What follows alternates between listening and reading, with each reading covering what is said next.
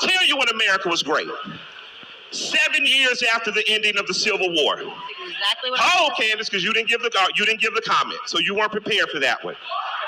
No, but that's not to jump on Candace, because again, I'm disagreeing with my friend. 7 years after the end of Civil War, blacks within 7 to 15 years accumulated over 15 million acres of land. Hold on, before we get to clapping, because the niggas bought some shit. Black people were the only skilled labor in there. So if it was welding to be done, iron bending, cotton picking, it was black people. So instantly, your value became more. And Candace has a point. The point that she made about illegal immigration affecting you is it is going to affect you at some point. Why? If the Kegel Chicken Factory is hiring illegal immigrants at an undercut on the rate, it affects the black people who live there who should be demanding $20 an hour because they're being undercut. So when they get wiped out, they have to hire blacks, pay them, and unionize. So she's right on that.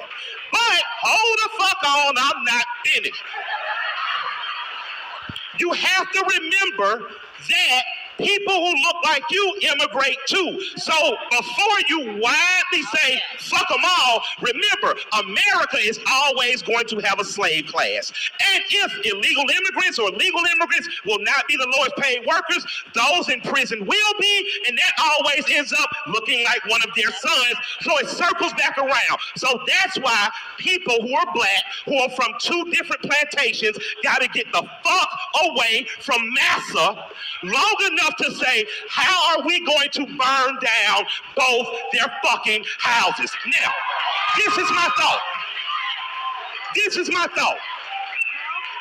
I don't care if you destroy the Republican or Democratic Party, because at one time, blacks were Republicans. And you dominated those 7 years after the Civil War. You were Republicans. You had more blacks in the House and Senate than you do now, and you dominated your own economic and communities. You did that as Republicans. As Democrats, you did the same in cities like Atlanta. You failed in other cities. But the most important thing is self-organizing. By the time we get to a candidate, we should have a list that says white man, white woman, these are our demands. You can meet them and get our vote, or not, and we're going to stay home and crochet and make collard greens. But what you cannot do is continue to argue over who is the best master. I don't give a fuck if it's Trump, Obama, your mama, my mama. What the fuck do you have for me and my community?